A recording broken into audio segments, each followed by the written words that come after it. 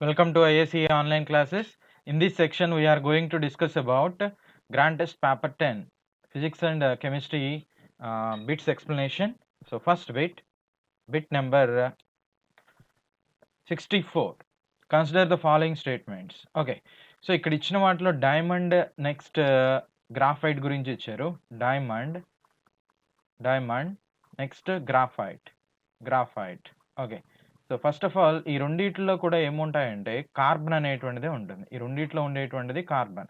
So కార్బన్‌కు ఉన్నటువంటి allotropic form అనమాట. Diamond, graphite, buckminster fullerene, nano tubes అనేటువంటిది ఇవన్నీ కూడా కార్బన్‌కి ఉన్న ఎల్లోట్రోపిక్ ఫార్మ్‌గా చెప్తాం. ఎల్లోట్రోపిక్ ఫార్మ్ అంటే సేమ్ ఎలిమెంట్ డిఫరెంట్ ఫార్మ్స్‌లో దొరకడాన్ని ఏమంటారంటే ఎల్లోట్రోపిక్ ఫార్మ్‌గా చెప్తారు. So graphite formula C, next diamond formula కూడా సినే. ఓకే. రెండిట్లో కూడా సేమ్ ఆటమ్సే ఉంటాయి. బట్ ఈ నేచర్‌లో వాటి అవైలబిలిటీ అనేది ఆ ఫార్మేషన్ అనేది డిఫరెంట్‌గా ఉంటుంది. So first of all diamond అనేది వాటి ప్రాపర్టీస్ మీద ఇచ్చారు. ప్రాపర్టీస్ చూడండి. డైమండ్ ఒక ఎలిమెంట్‌గా కన్సిడర్ చేస్తాం. ఓకే. సో ఎలిమెంట్‌కి, ఆటమ్‌కి డిఫరెన్స్ ఉందండి. ఆటమ్ అంటేనేమో ఓన్లీ 1 పార్టికల్ ఉంటుంది. బట్ ఎలిమెంట్ అంటే సేమ్ టైప్ ఆఫ్ పార్టికల్ నీకు నంబర్ ఆఫ్ ఉంటాయి. ఓకే. డైమండ్ తీసుకున్నారనుకోండి. దానిలో ఒక కార్బనే ఉంటుందా? లేదంటే కొన్ని క్రోర్స్ ఆఫ్ కార్బన్స్ ఉంటాయా? కొన్ని క్రోర్స్ ఆఫ్ కార్బన్స్ ఉంటాయి. అంటే 10^10 అనో, లేదంటే 10^5 అనో, 10^6 అనో అంత రేంజ్‌లో నీకు కార్బన్ పార్టికల్స్ అనేటువంటిది ఉంటాయి.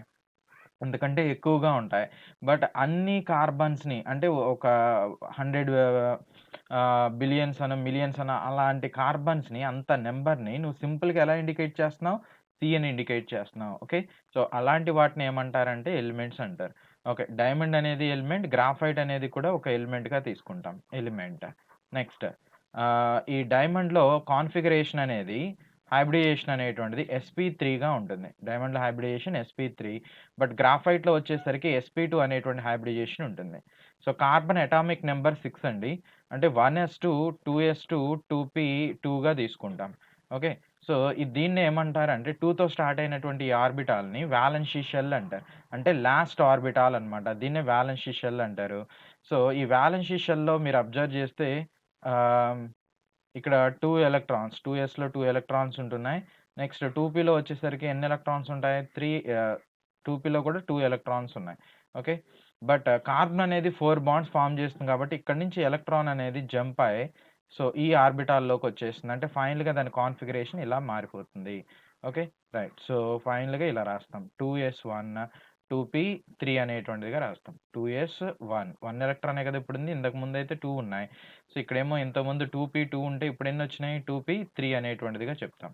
సో ఈ 4 బాండ్స్ కార్బన్ 4 బాండ్స్‌ని ఫార్మ్ చేస్తుంది. అంటే ఒక్కొక్క బాండ్‌ని ఫార్మ్ చేయాలంటే ఒక్కొక్క ఎలక్ట్రాన్ కావాలి. ఒక్కొక్క సింగిల్ ఎలక్ట్రాన్ కావాలి. సో కార్బన్‌లో ఎన్ని సింగిల్ ఎలక్ట్రాన్స్ ఉన్నాయి? 4 ఉన్నాయి కదా! కాబట్టి 4 బాండ్స్‌ని ఫార్మ్ చేస్తుంది. అంటే ఒక s ఆర్బిటాల్ అనేది ఇన్వాల్వ్ అవుతుంది బాండింగ్‌లో. 3 p ఆర్బిటాల్స్ అనేటువంటిది ఇన్వాల్వ్ అవుతున్నాయి కాబట్టి దాని హైబ్రిడేషన్ ఏమని తీసుకుంటాం? sp3 అనేది తీసుకుంటాం. ఓకే. రైట్. సో ఇక్కడున్న అన్ని ఎలక్ట్రాన్స్ బాండింగ్‌లో ఇన్వాల్వ్ అవ్వటం వలన ఇక్కడ ఫ్రీ ఎలక్ట్రాన్స్ ఏమీ లేకుండా పోయినాయి. అందుకని ఇది ఎలా యాక్ట్ చేస్తుందంటే బ్యాడ్ కండక్టర్ లాగా యాక్ట్ చేస్తుంది. Bad conductor. సో నీకు ఎలక్ట్రిసిటీ అనేది పాస్ అవ్వాలి అంటే దానిలో ఫ్రీ ఎలక్ట్రాన్స్ అన్నా ఉండాలి. లేదంటే అయాన్స్ అన్నా ఉండాలి. ఓకే. ఈ రెండిట్లో ఏదో ఒకటి ఉంటేనే కరెంట్ అనేది పాస్ అవుతుంది. సో డైమండ్ అనేది ఒక బ్యాడ్ కండక్టర్. నెక్స్ట్ గ్రాఫైట్ అనేది తీసుకుంటే sp2 హైబ్రిడేషన్ అని చెప్తున్నాను. అంటే ఈ 2s1 ఇక్కడ ఉన్నటువంటి 2s1, 2p3 అనేటువంటిది తీసుకున్నట్లయితే 1, 2, 3 2p3. సో sp2 హైబ్రిడేషన్ అంటున్నాను కదా! అంటే pలో ఎన్ని ఎలక్ట్రాన్స్ మాత్రమే పార్టిసిపేట్ చేస్తే 2 ఎలక్ట్రాన్స్. అంటే ఇక్కడి వరకు మాత్రమే బాండింగ్‌లోకెళ్తుంది. అంటే 3 బాండ్స్‌ని ఫార్మ్ చేస్తుంది. ఇక్కడ మాత్రం 4 బాండ్స్‌ని ఫార్మ్ చేస్తుంది. ఇక్కడ 3 బాండ్‌నే ఫార్మ్ చేస్తుంది. ఇక్కడ ఒక ఫ్రీ ఎలక్ట్రాన్ మిగిలిపోయింది చూడండి. సో ఈ ఫ్రీ ఎలక్ట్రాన్ అనేటువంటిది ఉండటం వలన ఇది ఎలా యాక్ట్ చేస్తుందంటే ఒక కండక్టర్ లాగా యాక్ట్ చేస్తుంది. ఎలక్ట్రికల్ కండక్టర్ లాగా యాక్ట్ చేస్తుంది. So why graphite act as an electrical conductor? Because it has free electrons. Okay. Right. So next ఈ డైమండ్ అనేది చాలా హార్డ్‌గా ఉంటుంది. ఎందుకంటే దీనిలో కోవలెంట్ బాండ్స్ అనేటువంటిది ఉంటాయి. సో ఈ గ్రాఫైట్ అనేది తీసుకుంటే ఇది లేయర్ ఫామ్‌లో ఉంటుంది. ఇలా ఒక లేయర్ అనేటువంటిది ఉంటే దీని కింద ఇంకొక లేయర్ ఇలా లేయర్స్ ఫామ్‌లో ఉంటుంది. ఈ లేయర్ రెండిటి మధ్యలో కూడా వాన్ డెర్ వాల్ ఫోర్సెస్ అనేటువంటిది ఉంటాయి. వాన్ డెర్ వాల్ ఫోర్సెస్ అనేటువంటిది ఉంటాయి. ఓకే. ఈ వాన్ డెర్ వాల్ ఫోర్సెస్ ఉండటం వలన ఇది ఎలా ఉంటుంది? సాఫ్ట్‌గా ఉంటుంది. ఈ మెటీరియల్ అనేది సాఫ్ట్‌గా ఉంటుంది. ఓకేనా? రైట్. సో, ఇక్కడ ఇచ్చినటువంటి స్టేట్మెంట్స్ చూడండి ఇప్పుడు. Diamond is bad conductor but graphite is good conductor. ఒక్కొక్కటి చూద్దాం. Diamond is a hard and graphite is soft. Okay. కరెక్టే ఇది. Next diamond is soft and graphite is hard అంటున్నాడు. అది wrong. Next diamond is bad conductor but graphite is good conductor అంటున్నాడు. కరెక్టే. Next దానికి రివర్స్‌లో ఇచ్చారు. సో, ఇది రాంగ్ అనమాట. ఇక్కడ ఇచ్చిన ఆప్షన్స్‌లో 1 అండ్ 3 మాత్రమే సెట్ అవుతున్నాయి. కాబట్టి ఆప్షన్ ఏ అనే దాన్ని తీసుకుంటాం. 64కి answer option A. Right. Next question. Consider the following statement. So, atomic number, electrons, protons, neutrons గురించి ఇచ్చారు. ఫర్ ఎగ్జాంపుల్ మీకు స్ట్రాన్షియం అనేటువంటిది తీసుకుంటే దాన్ని ఈ పైన రాసే దాన్ని మాస్ అంటారు. ఈ కింద రాసేటువంటి దాన్ని అటామిక్ నంబర్‌గా తీసుకుంటాం. సో, ఈ అంటే ఒక ఆటమ్‌ని ఇలా ఇండికేట్ చేస్తారు. ఏ అనేటువంటి దాంతో ఇండికేట్ చేస్తారు. ఏ అంటేనేమో అటామిక్ మాస్ అన్నమాట. Atomic mass. అదే జెడ్ అంటే అటామిక్ నంబర్‌గా తీసుకుంటాం. Atomic number. Okay. So, number of ప్రోటాన్స్‌కి ఫార్ములా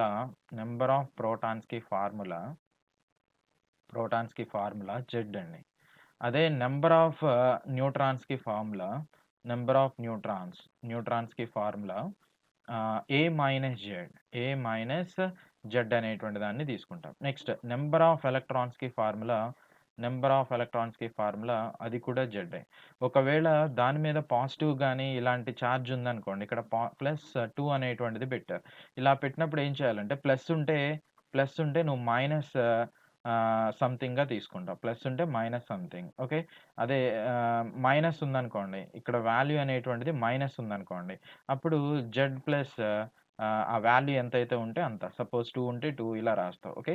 మైనస్ ఉంటేనేమో ప్లస్‌గా తీసుకోవాలి. ప్లస్ ఉంటేనేమో మైనస్‌గా తీసుకోవాలి. ఇక్కడ ఏముంది? ప్లస్ ఉంది కదా! కాబట్టి -2గా తీసుకుంటాను. ఒకసారి ఇప్పుడు ఇవి సబ్స్టిట్యూట్ చేయండి. సో, ఇక్కడ జెడ్ వాల్యూ ఎంతండి? 38. జెడ్ వాల్యూ అనేది 38. నంబర్ ఆఫ్ ప్రోటాన్స్ 38 ఉంటాయి. నెక్స్ట్ నంబర్ ఆఫ్ న్యూట్రాన్స్ అనేటువంటిది ఎన్ని ఉంటాయో చూడండి. 90 - 38. 90 - 38 అంటే ఎంతొస్తుంది? 52 అనేటువంటిది వస్తుంది. Okay. Next number of electrons. Z value 38 ఉంది. బట్ ఇక్కడ +2 అనేటువంటిది ఉంది కదా! కాబట్టి ఇక్కడ ఏం చేస్తాం? -2 అనేటువంటిది తీసుకుంటాం. అంటే 36 ఎలక్ట్రాన్స్ అనేటువంటిది ఉంటాయి. ఓకే. రైట్. సో, ఇక్కడ ఇచ్చినటువంటి స్టేట్మెంట్స్ చూద్దాం. అటామిక్ నంబర్ 36 అంటున్నాడు. రాంగ్. ఎందుకనంటే ఇక్కడ ఎంతైతే నంబర్ ఉంటుందో అదే అటామిక్ నంబర్ అవుతుంది. Next number of electrons is 38 అంటున్నాడు. నంబర్ ఆఫ్ ఎలక్ట్రాన్స్ అనేటువంటివి ఎన్నొచ్చినాయి మనకి? 36 అనేటువంటిది వచ్చినాయి. అంటే ఇది కూడా రాంగ్ అన్నమాట. నెక్స్ట్ నంబర్ ఆఫ్ న్యూట్రాన్స్ అనేటువంటిది 52. ఓకే. కరెక్టే. నెక్స్ట్ నంబర్ ఆఫ్ ప్రోటాన్స్ అనేటువంటిది 38. ఓకే. రైట్. సో, దీన్ని బేస్ చేసుకొని 3 అండ్ 4 అనేది తీసుకుంటాం. అంటే ఆప్షన్ సి అనేటువంటిది అవుతుంది. Option C. Right. Next bit. Okay. కొన్ని ఫ్యూయల్స్ అనేటువంటిది ఇచ్చి వాటి కెలోరిఫిక్ వాల్యూ ఇంక్రీజింగ్ ఆర్డర్ అనేటువంటిది రాయమంటున్నారు. సో, మనకి ఇచ్చినటువంటి వాటిలో హైడ్రోజన్ అనేటువంటి గ్యాస్ ఉంది. Hydrogen fuel. ఈ హైడ్రోజన్ ఫ్యూయల్‌కి కెలోరిఫిక్ వాల్యూ అంటే ఒక 1 గ్రామ్ సబ్స్టెన్స్‌ని హీట్ చేసినప్పుడు ఎంత ఎనర్జీ అయితే రిలీజ్ అవుతుందో, ఆ రిలీజ్ అయినటువంటి ఎనర్జీని ఏమంటారంటే కెలోరిఫిక్ వాల్యూ. ఆ సబ్స్టెన్స్ యొక్క కెలోరిఫిక్ వాల్యూగా తీసుకుంటాం. సో, ఇక్కడ హైడ్రోజన్ అనేది తీసుకున్నట్లయితే దానికి ఎంతుందండి కెలోరిఫిక్ వాల్యూ అనేది? సో, ఇక్కడ కిలో జౌల్స్ పర్ కేజీస్‌లో తీసుకున్నాను. అదే కిలో క్యాలరీ పర్ కేజీస్ అంటే మళ్ళీ దాని వాల్యూస్ అనేటువంటిది చేంజ్ అయిపోతుంది. ఎందుకనంటే 1 క్యాలరీ ఈజ్ ఈక్వల్ టు 4.18 జౌల్స్‌గా తీసుకుంటాం. ఓకే. రైట్. సో, హైడ్రోజన్‌కి 1,50,000. నెక్స్ట్ కిరోసిన్ అనేది తీసుకుంటే కిరోసిన్. ఈ కిరోసిన్‌కి వాల్యూ అనేది ఎంత ఇచ్చారు? ఇక్కడ చూడండి. 45,000 అనేటువంటిది ఇచ్చారు value. 45,000. Okay. So, 45,000. Next charcoal. ఈ చార్‌కోల్‌కి అంటే ఇలాంటి డెరివేటివ్స్‌కి సో, అప్రాక్సిమేట్‌లీ ఒక 25,000 రేంజ్‌లో ఉంటుంది. 25,000 నుంచి 33 రేంజ్‌లో ఉంటుంది. సో, ఇక్కడ కోల్‌కి ఇచ్చారు. చార్‌కోల్‌కి కూడా రఫ్‌లీ అదే రేంజ్‌లో ఉంటుంది. నెక్స్ట్ వుడ్ అనేటువంటిది తీసుకున్నామనుకోండి. వుడ్‌కి తీసుకుంటే 17,000 నుంచి 22,000 వరకు ఉంటుంది. ఓకే. రైట్. సో, ఇప్పుడు వీటిని ఒక క్రోనలాజికల్ ఆర్డర్‌లో పెడదాం. సో, 66 క్రోనలాజికల్ ఆర్డర్‌లో పెడితే ఏమంటున్నాడు? ఇంక్రీజింగ్ ఆర్డర్‌లో పెట్టమంటున్నాడు గదా! Increasing order. సో, ఫస్ట్ ఏమొస్తుంది? హైడ్రోజన్ అనేటువంటిదొస్తుంది. హై ఆహ్, ఓకే. ఫస్ట్ అనేది ఇంక్రీజింగ్ ఆర్డర్ అంటున్నాడు గదా! First would అనేదొస్తుంది. వుడ్ కంటే ఏది ఎక్కువగా ఉంటుందండి? చార్‌కోల్ అనేటువంటిది ఎక్కువగా ఉంటుంది. చార్‌కోల్. నెక్స్ట్ కిరోసిన్ అనేటువంటిది. కిరోసిన్. నెక్స్ట్ హైడ్రోజన్ గ్యాస్ అనేటువంటిది తీసుకుంటాం. అంటే ఆప్షన్ ఇది 4, 3, 2, 1 ఏది సెట్ అవుతుంది చూడండి. ఆప్షన్ ఏ అనేటువంటిది తీసుకుంటాం. Okay. Right. Next question number 67. Sodium stearate is a salt and is used for okay. So, sodium stearate. ఈ సోడియం స్టీరేట్ అనేటువంటిది ఒక ఫ్యాట్ అన్నమాట. స్టీరేట్, లారేట్ ఇలాంటి వాటిని ఫ్యాట్‌గా తీసుకుంటారు. సో, ఫ్యాటీ యాసిడ్స్ ఇవి. ఒక ఫ్యాటీ యాసిడ్స్. సో, ఈ ఫ్యాటీ యాసిడ్స్‌లో ఏముంది? సోడియం అనేటువంటి ఒక ఎలిమెంట్ ఉంది. ఇలాంటి వాటిని ఏమంటారంటే సోప్‌గా తీసుకుంటారు. ఓకే. సోప్. రైట్. సో, ఇక్కడ ఇచ్చినటువంటి వాటిలో టు మేక్ సోప్ అనేది సెట్ అవుతుంది. రైట్. సో, సోప్ యొక్క క్యారెక్టర్‌ని లేదంటే దాని యొక్క రియాక్టివిటీని టీఎఫ్ఎంలో చెప్తారు. టీఎఫ్ఎం అంటే total fatty matter, total fatty matter, total fatty matter. ఈ టీఎఫ్ఎం వాల్యూ దేనిలో అయితే ఎక్కువగా ఉంటుందో, ఆ సోప్ అనేటువంటిది చాలా బెస్ట్‌గా యాక్ట్ చేస్తుంది. దాని రియాక్టివిటీ కూడా పెరుగుతుందనమాట. సో, స్టీరేట్ అనేటువంటిది ఒక ఫ్యాట్ అండి. కాబట్టి ఇక్కడ ఆన్సర్ సి అనేది తీసుకుంటాం. Right. Next question. Glaciers always melt at the dash first. Okay. So, ఇది ఒక గ్లాషియర్. రైట్. సో, ఇది ఒక గ్లాషియర్.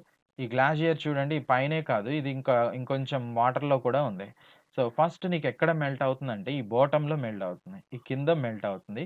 అలా మెల్ట్ అయ్యి పైన బ్రేకేజ్ అనేదొచ్చేసి ఈ పైనున్నటువంటిది కూడా ఈజీగా మెల్ట్ అయిపోయి ఆ వాటర్‌లో డిసాల్వ్ అయిపోతుందనమాట. కాబట్టి ఇక్కడ ఆప్షన్ అనేది సి అనేది తీసుకుంటాం. సి. ఓకే. నీకు వాటరు నెక్స్ట్ ఐస్ ఈ 2 తీసుకున్నట్లయితే లేదంటే గ్లాషియస్ అంటే ఐసేననమాట.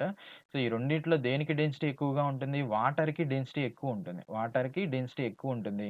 దీనికి డెన్సిటీ తక్కువుంటుంది. అందుకనే వాటర్ మీద ఎప్పుడూ కూడా ఐస్ అనేటువంటిది ఫ్లోట్ అవుతా ఉంటుంది. రైట్? యెస్. నెక్స్ట్ సో, 68కి ఆన్సర్ బాటమ్ అనేది తీసుకున్నాం. Option C. Next one insects can move on the surface of water without sinking due to okay. So, insects అనేటువంటిది తీసుకున్నట్లయితే అవి వాటి సైజ్ అనేది చాలా చాలా తక్కువుంటుంది. ఓకే. సో, వాటర్ మీద మూవ్ అవుతున్నప్పుడు అవి లోపలికి మునిగిపోకుండా ఉంటాయి. ఎందుకని మునిగిపోకుండా ఉంటాయి? దానికి రీజన్ ఏంటి? అంటే ఆ ఫినామినాని ఏమంటారంటే సర్ఫేస్ టెన్షన్ అంటారు. Surface tension. Surface tension. So, ఈ సర్ఫేస్ టెన్షన్ అంటే ఏంటి? ఒక మాలిక్యూల్ అనేటువంటిది తీసుకుంటే లేదంటే ఒక పార్టికల్ అనేది తీసుకుంటే లిక్విడ్స్‌లో ఎస్పెషల్లీ ఇలాంటి ప్రాపర్టీస్ అన్నీ కూడా ఫ్లూయిడ్స్‌కుంటాయి.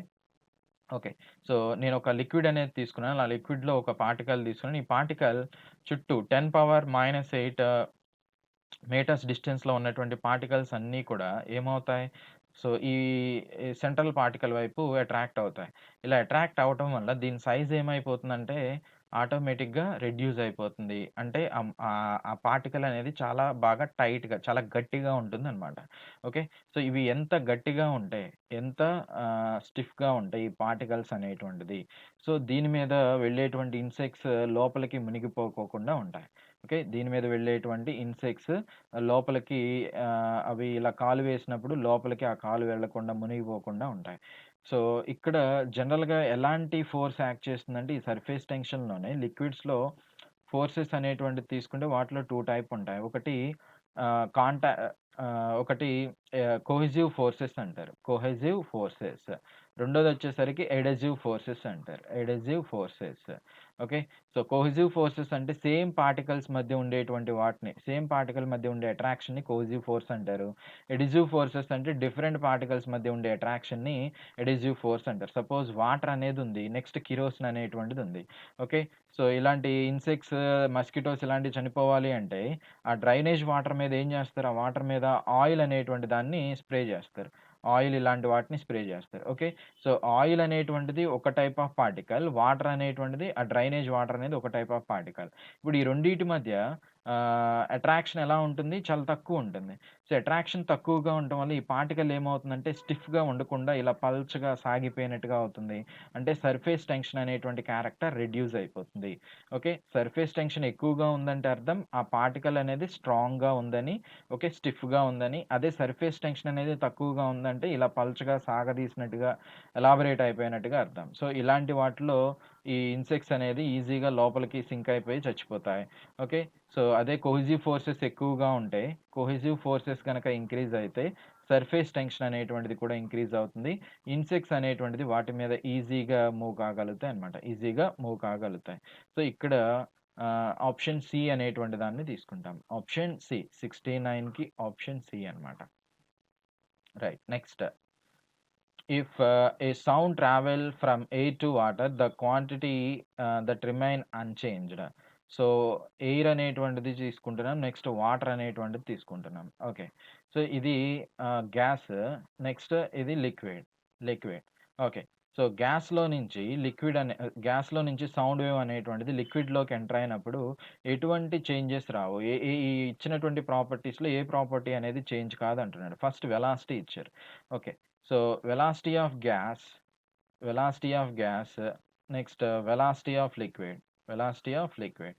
సో, ఈ 2 గనక తీసుకుంటే ఇలా ఉంటుంది రిలేషన్ అనేది. రిలేషన్ ఇలా ఉంటుంది. ఓకే.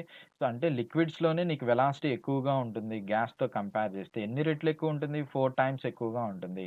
సో, అందుకనే ఎయిర్‌లో వెలాసిటీ 343 అలా మీటర్ పర్ సెకండ్‌గా తీసుకుంటే, నీకు వాటర్‌లో వచ్చేసరికి అరౌండ్ 1492 మీటర్ పర్ సెకండ్‌గా తీసుకుంటే అప్రాక్సిమేట్‌లీ 4 టైమ్స్ ఎక్కువగా ఉంటుందన్నమాట. ఓకే.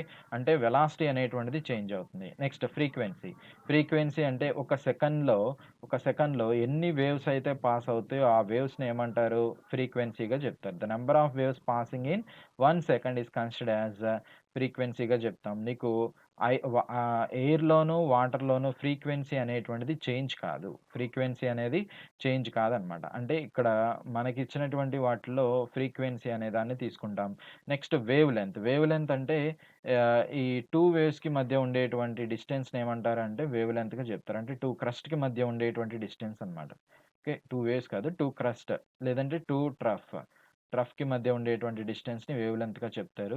సో, వేవ్ లెంత్‌లో నీకు వేరియేషన్ వస్తుంది. యాంప్లిట్యూడ్ అంటే ఇదిగోండి ఇప్పుడు ఇలా వేవ్ అనేది ఉందనుకోండి. సో, ఈ ఈ సైజ్‌నే అంటే మీడియం నుంచి అది ఎంత వరకైతే వైబ్రేషన్ అవుతుందో, ఆ వైబ్రేషన్‌ని ఏమంటారు అంటే ఆహ్, యాంప్లిట్యూడ్‌గా చెప్తారు. సో, ఇది యాంప్లిట్యూడ్ అనమాట. అంటే ఈ 2 వాల్యూస్ చేంజ్ అవుతాయి. 3 వాల్యూస్ చేంజ్ అవుతాయి. బట్ ఫ్రీక్వెన్సీ మాత్రం అలాగే ఉండిపోతుంది కాబట్టి ఆప్షన్ 70కి ఆన్సర్ బి అనే దాన్ని తీసుకుంటాం. ఓకేనా? రైట్. నెక్స్ట్. యెస్. సో, టోటల్‌గా ఉన్నటువంటి క్వెషన్స్ ఇవి. Thank you. Today we are going to discuss about NTPC English Medium Grand Test number 10, General Awareness. So, General Awareness paper, Grand Test number 10. So, first question, the present demographic transition of India is indicative. ఇక్కడ దేశంలో demographic transition అనేది దేన్ని indicate చేస్తుంది అనేది question అండి. So here when population of any country increases, ఏదైనా ఒక దేశంలో పాపులేషన్ పెరిగితే దట్ ఇంపాక్ట్స్ ఆన్ ఎంప్లాయ్మెంట్. అది డెఫినెట్ గా దేని మీద ఇంపాక్ట్ అవుతుంది అంటే ఎంప్లాయ్మెంట్ మీదనే ఇంపాక్ట్ అవుతుంది. అంటే when population increases automatically employment of the people decreases. ఎందుకు అంటే ఆ పాపులేషన్ ఎక్కువైనటువంటి కంట్రీస్లో వాళ్ళకి ఆ కంట్రీస్లో ఉండేటువంటి రీసోర్సెస్ అన్ని కూడా ఉన్న పాపులేషన్తో కంపేర్ చేసినప్పుడు తగ్గిపోతాయి. అందుకని ఆటోమేటిక్ ఏమవుతుంది అంటే ఎంప్లాయ్మెంట్ అనేది తగ్గిపోతుంది. ఇక్కడ ఇచ్చినటువంటి ఆప్షన్స్ని ఒకసారి అబ్జర్వ్ చేస్తే ఫస్ట్ ఆప్షన్ ఏమన్నారు అంటే మనకి high population growth potential but లో యాక్చువల్ గ్రోత్ రేట్ అన్నారు.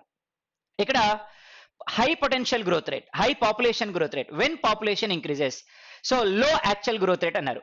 సో పాపులేషన్ కనుక పెరిగింది అనుకోండి, కొన్ని కంట్రీస్లో ఏమవుతుంది అంటే గ్రోత్ రేట్ కూడా ఇంక్రీజ్ అవుతుంది. ఫర్ ఎగ్జాంపుల్ చైనాలో పాపులేషన్ ఇంక్రీజ్ అయింది, వాళ్ళు ప్రాపర్ గా అక్కడ ఉన్నటువంటి పాపులేషన్ అంతా యూటిలైజ్ చేసుకున్నారు, దాంతో ఏమైంది ఎంప్లాయ్మెంట్ కూడా ఇంక్రీజ్ అయింది. అంటే పాపులేషన్ ఇంక్రీజ్ అయితే ఆటోమేటిక్ ఏమవుతుంది అంటే ఎంప్లాయ్మెంట్ కూడా ఇంక్రీజ్ అవుతుంది, but depends on the skills of the people in a country. మన దేశంలో ఎక్కువగా ఏం జరుగుతుంది, పాపులేషన్ పెరుగుతుంది కానీ ఎక్కువ మంది పీపుల్ కి ఇక్కడ స్కిల్స్ లేవు. స్కిల్స్ లేకపోబట్టి ఏం చేస్తున్నారు వీళ్ళు అంటే ఖాళీగానే ఉంటున్నారు. అందుకనే ఇక్కడ మన దేశంలో గ్రోత్ రేట్ అనేది తక్కువగా నమోదవుతుంది అని చెప్పొచ్చు. సో ఇది first one is the not A answer. So this is not the answer. Second option చూద్దాం. High population growth rate potential and high actual growth rate. So when population increases, ఇక్కడ population growth rate potential అనేది high growth rate నే indicate చేస్తుంది అంటున్నారు. For example in developing countries ఇక్కడ population పెరిగింది అనుకోండి, so that impacts less growth rate in India.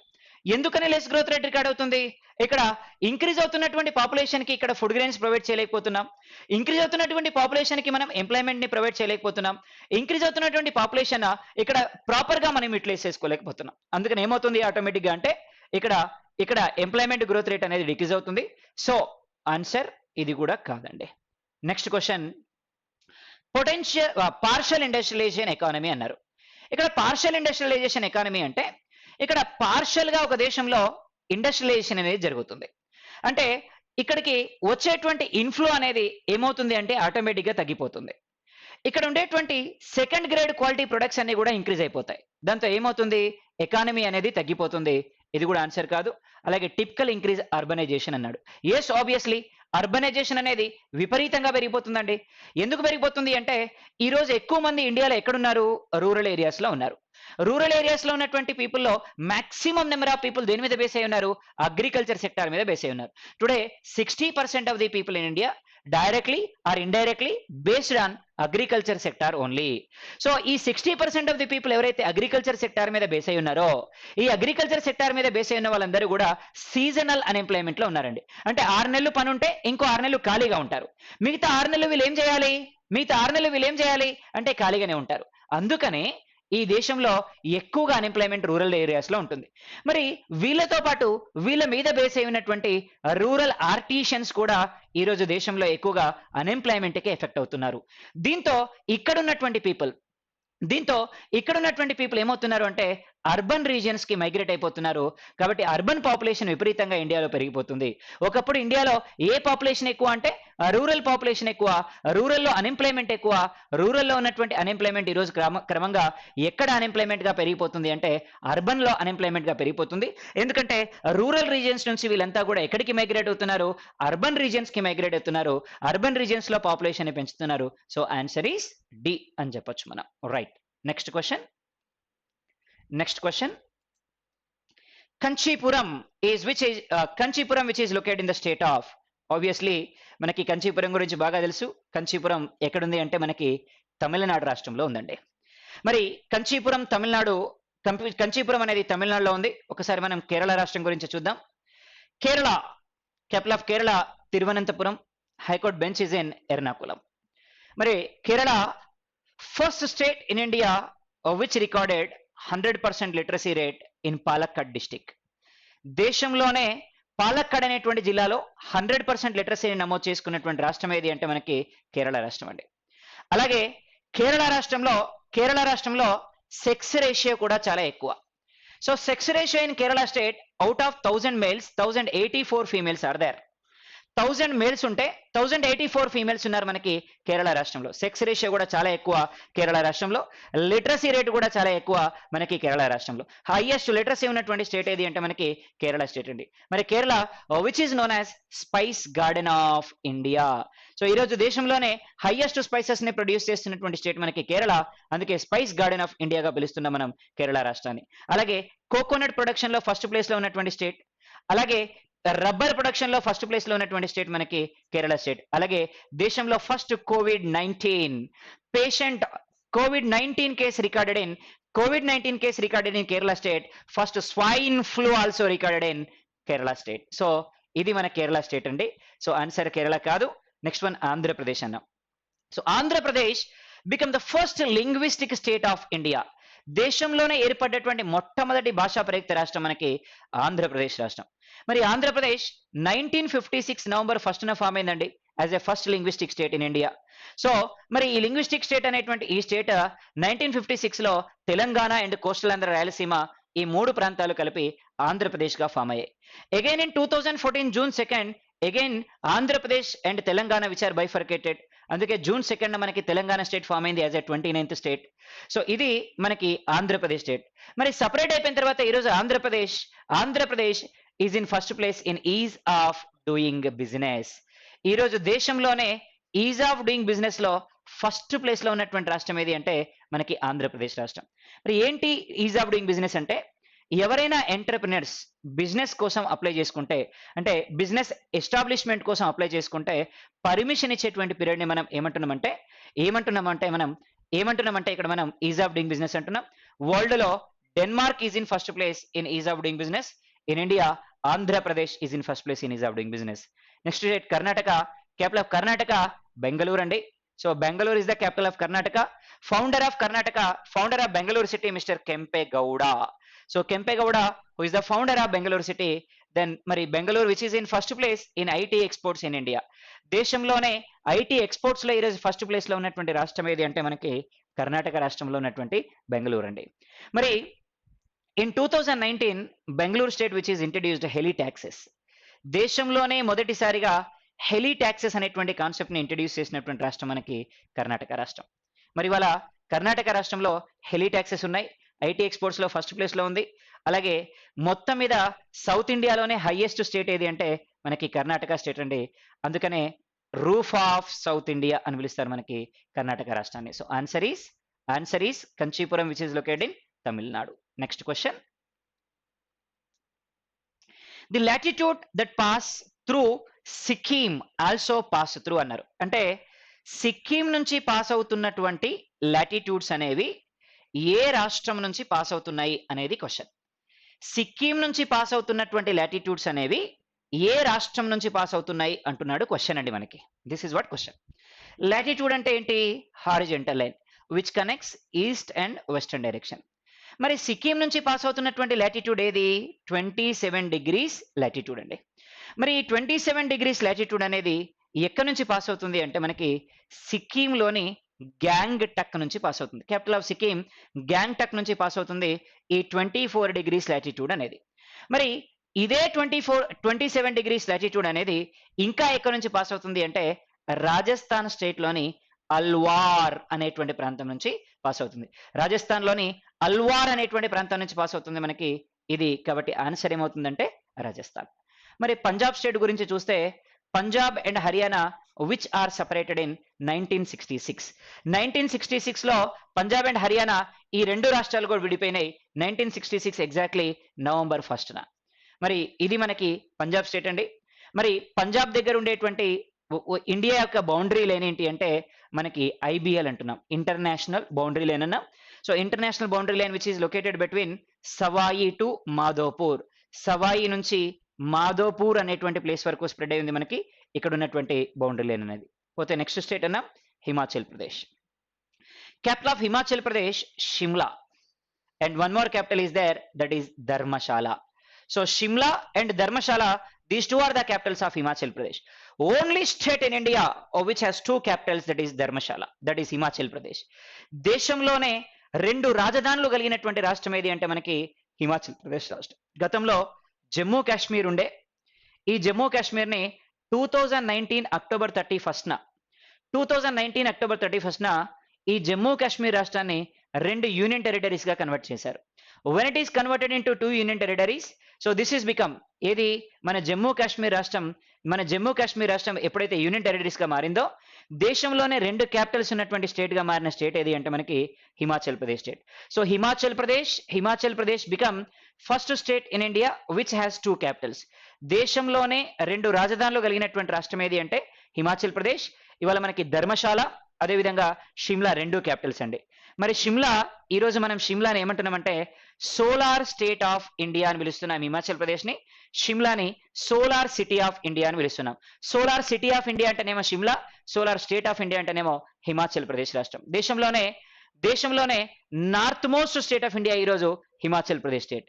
గతంలో జమ్మూ కాశ్మీర్ రాష్ట్రం ఉండేది. ఎప్పుడైతే జమ్మూ కాశ్మీర్ యూనియన్ టెరిటరీ అయిందో Himachal Pradesh become north most state of India. North most state of India ఏది అంటే హిమాచల్ ప్రదేశ్. అలాగే north most union territory in India ఏది అంటే మనకి Ladakh. So Ladakh become north most union territory in India. North most state of India అంటే హిమాచల్ ప్రదేశ్. అలాగే జమ్మూ కాశ్మీర్ అన్నామండి. మరి ఈ Jammu Kashmir state which is converted as union territory on October 31st, 2019. So October 31st, 2019 Jammu Kashmir ని 2 union territories గా మార్చడం జరిగింది. So on October 31st, 2019 Jammu Kashmir which is converted as 2 union territories. So before that Jammu Kashmir, according to Article 370, special constituencies there, special privilegizations are there for Jammu Kashmir state according to Article 370. October 31st 2019 October 31st Jammu Kashmir ని 2 union territories గా మార్చింది Narendra Modi government. మరి దీన్ని base చేసుకొని ఇవాళ మన October 31st ని మనం ఏమని పిలుస్తున్నామంటే, October 31st ని మనం ఏమంటున్నామంటే ఏకతా దివస్ గా చెప్పుకుంటున్నాం. ఏకతా దివస్ అంటే మన సర్దార్ వల్లభాయ్ పటేల్ యొక్క బర్త్డే అండి. So behalf of Sardar Vallabhbhai Patel మరి జమ్మూ కాశ్మీర్ ని ఆ రోజు మెర్జ్ చేయొద్దని చెప్పినటువంటి పర్సన్ నేనే కాబట్టి ఆయన బర్త్డేని మనం ఏకతా దివస్ గా జరుపుకుంటున్నాం. ఇదే October 31st, 2018 world's largest statue of Sardar Vallabhbhai Patel which is inaugurated by Narendra Modi in the bank of Narmada River in Gujarat state. So Narmada నది ఒడ్డున గుజరాత్ రాష్ట్రంలో ప్రపంచంలోనే అతిపెద్ద ఎత్తైనటువంటి విగ్రహాన్ని ప్రారంభించినటువంటి వ్యక్తి నరేంద్ర మోడీ మనకి ఈ గుజరాత్ రాష్ట్రంలో. సో ఇది మనకి ఏకతా దివస్ October 31st. ఆన్సర్ ఇక్కడ రాజస్థాన్ అవుతుంది. రాజస్థాన్ నుంచి 27 degrees లాటిట్యూడ్ అనేది పాస్ అవుతుంది సిక్కిం అండ్ గ్యాంగ్టాక్ నుంచి. Answer is Rajasthan. Next question, the group of languages spoken by the largest number of people in India. మరి ఈ ఆస్ట్రో ఏషియాటిక్ లాంగ్వేజెస్ ని ఎక్కడ మాట్లాడుతున్నారు ఎక్కువగా అంటే ఈస్ట్ ఏషియా ఆరిజిన్ లో ఎక్కువగా మాట్లాడుతున్నారండి. సో ఈస్ట్ ఏషియా ఆరిజిన్ లో మాట్లాడేటువంటి భాష ఏది అంటే మనకి Austro Asiatic language. So Austro Asiatic language highest speaking language Austro Asiatic language in east India. So east ఇండియాలోనే అత్యధికంగా మాట్లాడుతున్నటువంటి భాష ఏది మనకి అంటే మనకి ఈ ఆస్ట్రో ఏషియాటిక్ లాంగ్వేజ్ లో మనకి ఈస్ట్ ఇండియాలో ఎక్కువగా మాట్లాడుతున్నారు ఈ భాషని. అలాగే ఇండో ఆరియన్ లాంగ్వేజ్ అంటున్నాం మనం. మరి ఇండో ఆరియన్ లాంగ్వేజ్ అంటే మనం మాట్లాడేటువంటి భాష అంటే హిందీ కావచ్చు, ఇట్లాంటి భాషలు ఏవైనా సరే. ఇవాళ మనం హిందీ అంటున్నాం మన అధికార భాషని. హిందీని మన అధికార భాష అని చెప్తున్నామండి. సో హిందీని మన అధికార భాష అని చెప్తా ఉన్నాం. మరి హిందీ ఎక్కడా కూడా మన కాన్స్టిట్యూషన్ లో మన అఫీషియల్ లాంగ్వేజ్ అని చెప్పలే. ఎక్కడా కూడా మన కాన్స్టిట్యూషన్ లో హిందీని అఫీషియల్ లాంగ్వేజ్ అని చెప్పలే. People who wrote Constitution of India, they said highest number of people in India can speak Hindi, so that we can say Hindi is the official language అని చెప్పిండ్రు. భారతదేశంలో ఎక్కువ మంది మాట్లాడుతున్నటువంటి భాష హిందీ కాబట్టి హిందీ మన అధికార భాష అని చెప్పిండ్రు, కానీ ఎక్కడ కూడా భారతదేశంలో హిందీ మన అధికార భాష అని చెప్పలేదండి. మరి హిందీ గురించి చెప్పేటువంటి ఆర్టికల్ ఏంటి అంటే article 343 which represents about Hindi. అలాగే అఫీషియల్ లాంగ్వేజెస్ ఈ రోజు ఇండియాలో ఎన్ని ఉన్నాయంటే 22 official languages are there. Out of these 22 official languages only foreign language మనకి Nepali. So Nepali become only foreign language in our constitution. మరి ఈ అఫీషియల్ లాంగ్వేజెస్ గురించి చెప్పేటువంటి పార్ట్ ఏంటి అంటే 7th part of the constitution, 17th part of the constitution which represents about official languages of India. అలాగే 8th schedule which represents about official languages in India. 17th part 8th schedule official languages గురించి చెప్తుంది మనకి ఇండియాలో. So 8th schedule 17th part of the constitution which represents about official languages of India. మరి world లోనే highest speaking language ఏది అంటే Mandarin అనేటువంటి భాష అండి, చైనీస్. ఇది ప్రపంచంలో ఎక్కువ మంది మాట్లాడుతున్నటువంటి భాష. Mandarin highest speaking language in the world.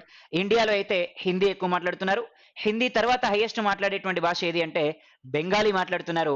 Bengali తర్వాత ఎక్కువగా మాట్లాడుతున్నటువంటి భాష ఏది అంటే మరాఠీ ఎక్కువ మాట్లాడుతున్నారు. మరాఠీ తర్వాత ఎక్కువగా మాట్లాడుతున్నటువంటి భాష తెలుగు మాట్లాడుతున్నారు. అయితే one of the organization UNESCO is there. United Nations education scientific cultural organization అంటున్నాం. Headquarters of UNESCO is in Paris. Every year these people can release, every year వీళ్ళు ఏం చేస్తారు అంటే ఒక డేటాని రిలీజ్ చేస్తారు. ఏంటి ఆ డేటా అంటే క్లాసికల్ లాంగ్వేజెస్ డేటా. ఏం డేటా అంటున్నామంటే క్లాసికల్ లాంగ్వేజెస్ డేటా అనేటువంటి ఒక డేటాని రిలీజ్ చేస్తారు every year. So every year these people can release classical languages data. According to this classical languages data, ఈ క్లాసికల్ లాంగ్వేజెస్ డేటా ప్రకారం మన దేశం నుంచి 6 languages are listed in UNESCO as a classical languages. అంటే భారతదేశం నుండి 6 భాషలు క్లాసికల్ లాంగ్వేజెస్ గా రికగ్నైజ్ కావడం జరిగింది. 6 భాషల్ని మన దేశం నుంచి క్లాసికల్ లాంగ్వేజెస్ గా రికగ్నైజ్ చేశారు. 6 లాంగ్వేజెస్ ఏమేమి రికగ్నైజ్ అయినాయి?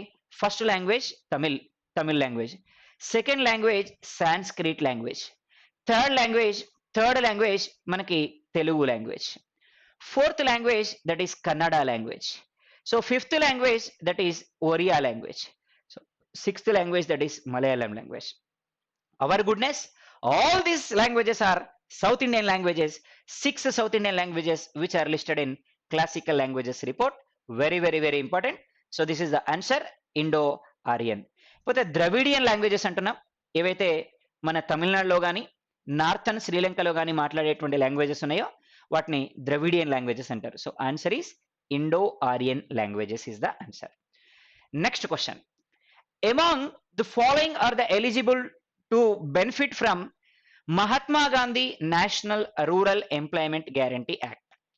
ఇక్కడ ఎంప్లాయ్మెంట్ గ్యారంటీ యాక్ట్ గురించి మాట్లాడుతున్నామండి. First state in India which introduced employment guarantee programme Maharashtra state. Out of all the states in India, first state in India which introduced employment guarantee act that is our Maharashtra state. Maharashtra state దేశంలో మొదటిసారిగా employment guarantee act ని introduce చేసింది. మరి employment guarantee act ని first NREGA గా start చేశాం. National rural employment guarantee act which was introduced in 2005. ఇదే programme ని 2006 లో NREGP గా మార్చినాం 2006 లో.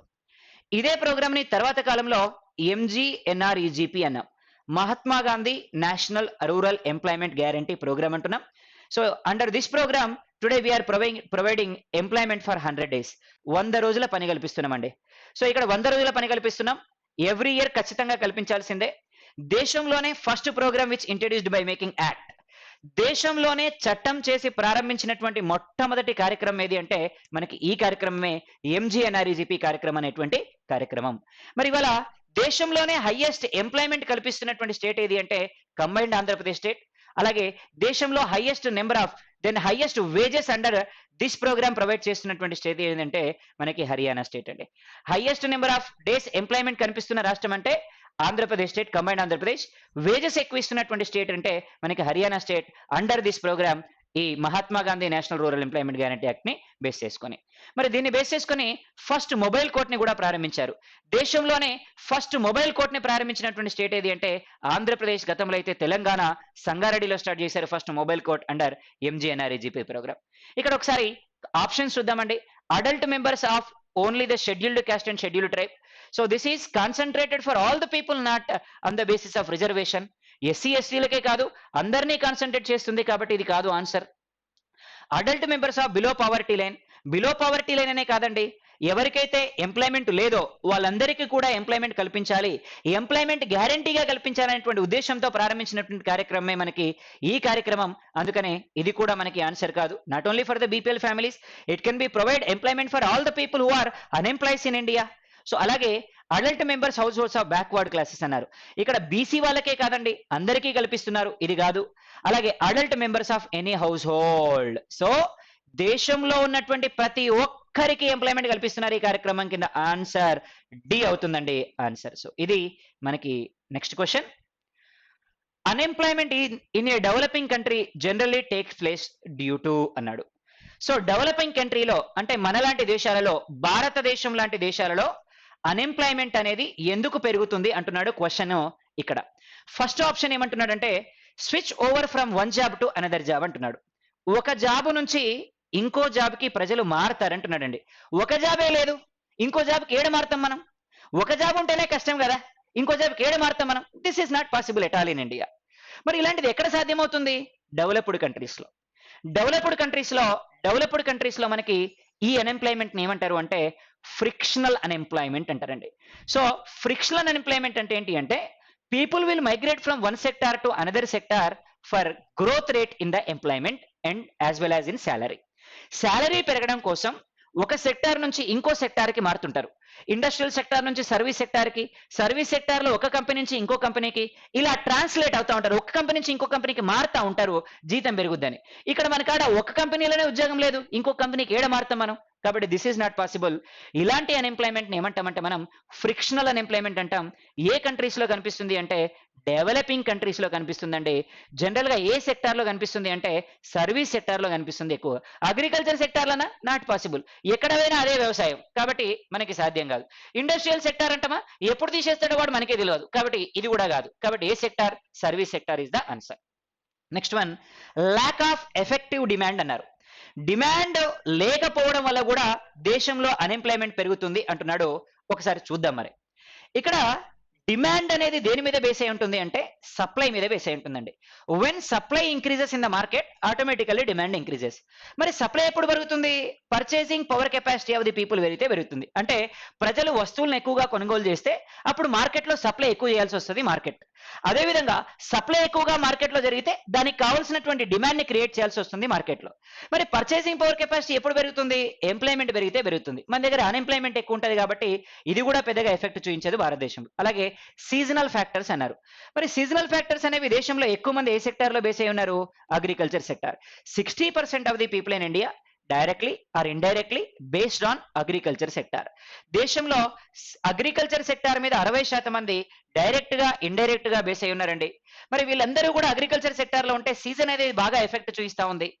మరి ఈ సీజన్ అనేది ఎఫెక్ట్ చూపించినా కూడా 6 నెలలు ఎట్లయినా ఖాళీగా ఉంటున్నారు, సీజనల్ అన్ఎంప్లాయ్మెంట్ అంటున్నాం. ఇది కూడా మనం ఆన్సర్ గా. అలాగే lack of complementary factors of production అంటున్నారు. ఇవాళ ఒక వస్తువు స్థానంలో నెంబర్ ఆఫ్ గుడ్స్ వస్తున్నాయి. ఫర్ ఎగ్జాంపుల్ అడిడాస్ షూస్ ఉన్నాయండి, 8,000కి మార్కెట్లో దొరుకుతాయి. 800 పెడితే కోటిలో దొరుకుతాయి. దీంతో ఏమవుతుంది? వీడు డూప్లికేట్ వస్తువులన్నింటినీ తయారు చేసి మార్కెట్లో అమ్ముతున్నాడు. దీంతో ఏమవుతుంది? అడిడాస్ లాంటి కంపెనీలన్నీ కూడా భారతదేశానికి రావడానికి ఎక్కువగా ఇంట్రెస్ట్ చూపించట్లేదు. దీంతో ఇక్కడ లార్జ్ స్కేల్ ఇండస్ట్రీస్ భారతదేశానికి రావట్లే. ఎప్పుడైతే లార్జ్ స్కేల్ ఇండస్ట్రీస్ భారతదేశానికి రావట్లేదో ఆటోమేటిక్గా ఏమవుతుంది అంటే అన్ఎంప్లాయ్మెంట్ అనేది పెరిగిపోతుంది.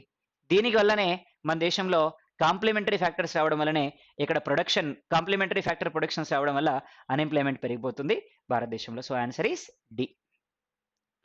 Next question, which of the following organizations prepare a rural credit plan on annual basis for all districts in India, which in turn from the base of annual credit plans of all rural financial institutions అన్నారు. ఇక్కడ rural credit గురించి మాట్లాడితే first మనం దేని గురించి మాట్లాడాలి అంటే నాబార్డ్ గురించే మాట్లాడాలి. నాబార్డ్ గురించే మాట్లాడాలి. Then what is NABARD? National bank for agriculture and rural development, which was established in 1982 July 12న మనకి నాబార్డ్ అనేది ఎస్టాబ్లిష్ అయింది. మరి ఏ కమిటీ రికమెండేషన్స్ తో? శివరామన్ కమిటీ రికమెండేషన్స్ తో ఎస్టాబ్లిష్ అయిందండి. మరి నాబార్డ్ ఏం చేస్తుంది ఈరోజు అంటే అగ్రికల్చర్ ఫైనాన్షియల్ అసిస్టెన్స్ చేస్తుంది. మరి అగ్రికల్చర్ ఫైనాన్షియల్ అసిస్టెన్స్ చేస్తున్నటువంటి నాబార్డ్కి ప్రజెంట్ క్యాపిటల్ ఎంత అంటే 30,000 crores ఉందండి. So present capital of NABARD 30,000 crores. మరి ఇవాళ నాబార్డ్ అనేది 3 type ఆఫ్ లోన్స్ ని అసిస్ట్ చేస్తూ ఉంది. 3 రకాల లోన్స్ ని ప్రొవైడ్ చేస్తుంది మనకి నాబార్డ్ అనేది. మరి ఎలాంటి లోన్స్ ని అసిస్ట్ చేస్తారు? ఒకటి నెంబర్ 1 రూరల్ సెక్టార్ లో ఉండేటువంటి అగ్రికల్చర్ లోన్స్ ని ఇస్తారు. ఎలా ఇస్తున్నారు? It can be assist loans for ADBs, agriculture development బ్యాంకులకు లోన్ ఇస్తారు.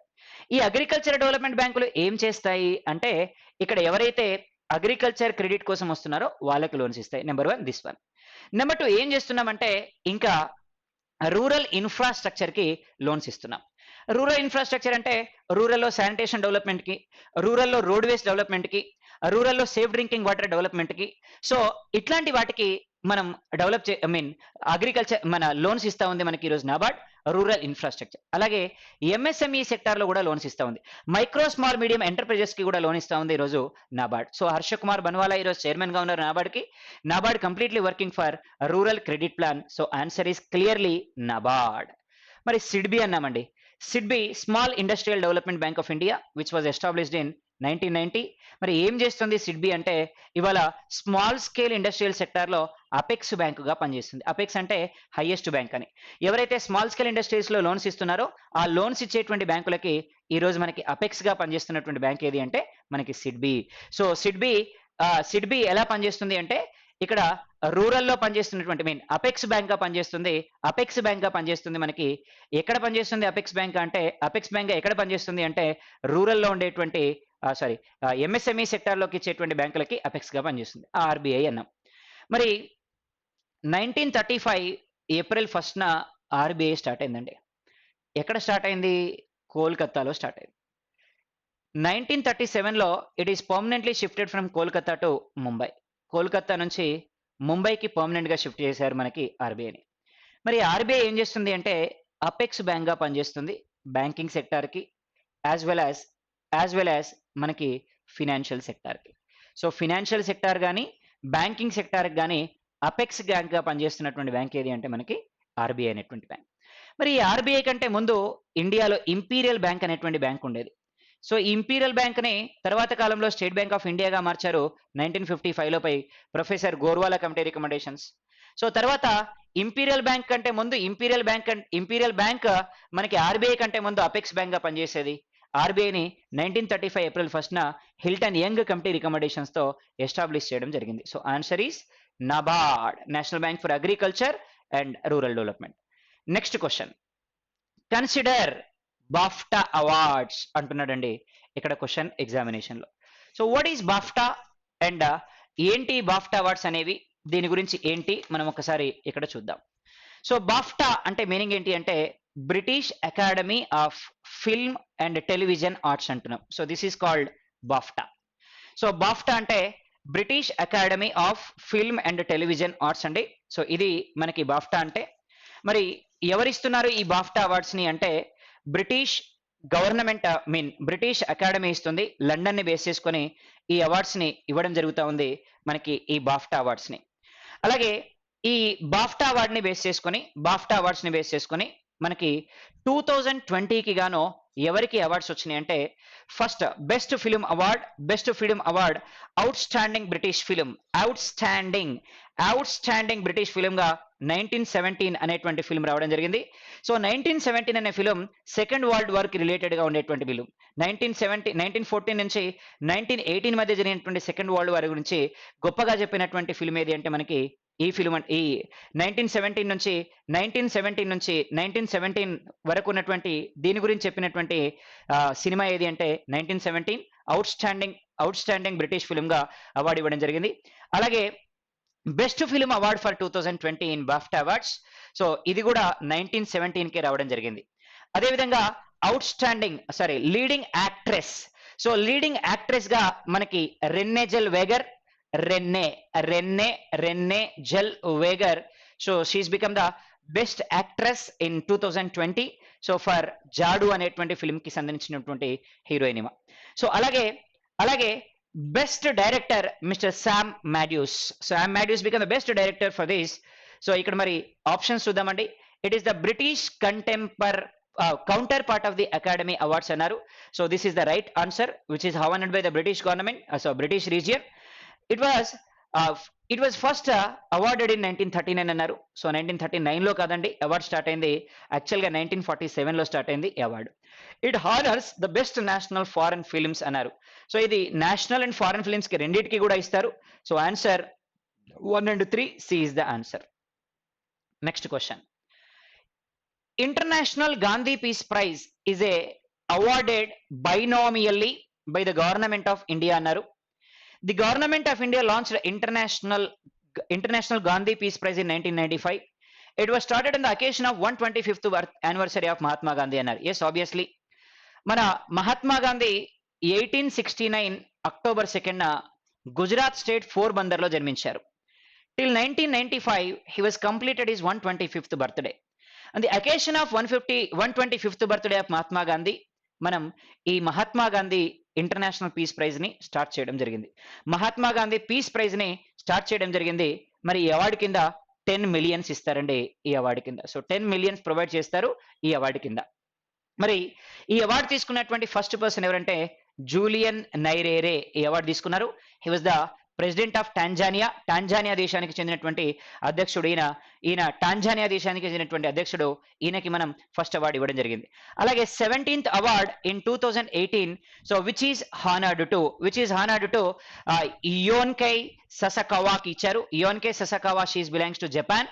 సో జపాన్ దేశానికి చెందినటువంటి ఈమెకి ఇచ్చారు 17th award.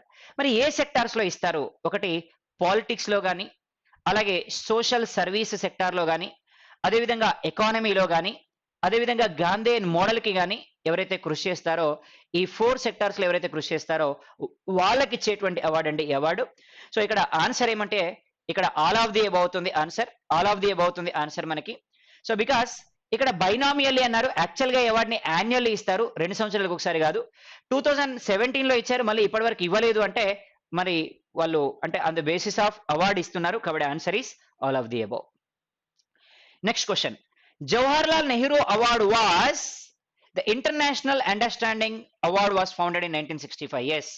So Jawaharlal Nehru అవార్డుని 1965 లో స్టార్ట్ చేశారండి. Definitely this is the right answer. Mother Teresa was the first person to get Jawaharlal Nehru award అన్నారు. కాదండి. మనకి ఎవరికి ఇచ్చారు అంటే ఇక్కడ మయన్మార్ దేశానికి చెందినటువంటి పర్సన్ కి ఇచ్చారు ఈ అవార్డుని. ఫస్ట్ మయన్మార్ దేశానికి చెందినటువంటి యుథాంట్. సో యుథాంట్ అనేటువంటి పర్సన్ కి ఇచ్చారు ఈ అవార్డుని. సో యుథాంట్ మనకి యుఎన్ఓకి గవర్నర్ జనరల్ గా కూడా పనిచేయడం జరిగింది మిస్టర్ యుథాంట్. సో యుథాంట్ యుఎన్ఓకి గవర్నర్ జనరల్ కూడా యుఎన్ఓకి సెక్రటరీ జనరల్ గా కూడా పనిచేశారు యుథాంట్. ఈయనకి మనం ఫస్ట్ అవార్డుని ఇవ్వడం జరిగింది 1965 లో. మరి మదర్ తెరీసాకి ఏ ఇయర్ లో ఇచ్చారు ఈ అవార్డుని అంటే 1969 లో మదర్ తెరీసాకి ఈ అవార్డు ఇవ్వడం జరిగింది. సో సెకండ్ ఆప్షన్ రాంగ్, కాబట్టి answer is only A. Next question, consider the following statements అన్నారు. First one, there are 12 millennium development goals MDG which have to be met by 2015 అన్నారు. మనం 15 మిలీనియం డెవలప్మెంట్ గోల్స్ లో 12 millennium development goals ని reach అయ్యామంటున్నారు. Not at reached, కాబట్టి this is not the answer. According to the latest United Nations report, India is likely to miss millennium development goals in maternally health అన్నాం. MMR లో India definite గా ఈ target ని reach అవ్వలేకపోయింది. ఒకసారి MMR report కనుక మనం చూస్తే from 2014 to 2016 130 mothers are dead per 1 lakh. 1,00,000 మందికి దాదాపు 130 మంది తల్లులు చనిపోయారు 2014 to 16 మధ్యలో. అలాగే 2015 to 17 మధ్యలో 122కి డిక్రీజ్ అయ్యారు out of 1 lakh. So 1 lakh కి 122కి డిక్రీజ్ అవ్వడం జరిగింది. దాదాపు 8% మనకి డిక్రీజ్ అయ్యారు దీన్ని బేస్ చేసుకొని, మెటర్నిటీ మోర్టాలిటీ రేట్ ని బేస్ చేసుకొని. సో ఆన్సర్ ఏమవుతుంది అంటే only B is the answer అవుతుంది, ఎందుకంటే మనకి ఇక్కడ చెప్పిందంతా కూడా ఫ్యాక్టే. Next, Nobel peace prize is presented annually in Oslo by the King of Norway. The Nobel literature receives 3 things: diploma, a medal and a document confirming the prize amount. మరి ఇక్కడ ఓస్లోనే ఇస్తారండి, ఓస్లోనే ఇస్తారు ఈ నోబెల్ పీస్ ప్రైజ్ అనేటువంటి అవార్డుని. అలాగే దీనికి సంబంధించి 2019 కి గాను ఎవరికి ఇచ్చారు అంటే అబై అహ్మద్కి ఇచ్చారు. అబై అహ్మద్కి ఇవ్వడం జరిగింది నోబెల్ పీస్ ప్రైజ్. మన దేశం నుంచి నోబెల్ పీస్ ప్రైజ్ తీసుకున్నటువంటి ఫస్ట్ లేడీ ఎవరంటే mother Teresa. So who received this award? మరి హైయెస్ట్ నెంబర్ ఆఫ్ టైమ్స్ ఈ అవార్డుని తీసుకున్నటువంటి ఆర్గనైజేషన్ ఏది అంటే రెడ్ క్రాస్ అనేటువంటి ఆర్గనైజేషన్ తీసుకుందండి. మరి ఈ హెన్రీ డ్యునాంట్ అనేటువంటి పర్సన్ ఈ రెడ్ క్రాస్ ని స్టార్ట్ చేశారు. మరి ఈ రెడ్ క్రాస్ ఎవరైతే సెకండ్ వరల్డ్ వార్ లో ఎవరైతే సఫర్ అయినటువంటి సోల్జర్స్ ఉన్నారో వాళ్ళ కోసం ఎక్కువగా సర్వీస్ చేసినటువంటి ఆర్గనైజేషన్ మనకి రెడ్ క్రాస్. సో 3 times ఇప్పటి వరకు నోబెల్ పీస్ ప్రైజ్ తీసుకున్నటువంటి ఆర్గనైజేషన్ మనకి ఈ ఆర్గనైజేషన్ అండి. So answer is 1 and 2 both are correct. Next question, how many tribal freedom fighter museums are under developed by ministry of tribal affairs to recognize the contribution of the tribal freedom fighters అన్నారు.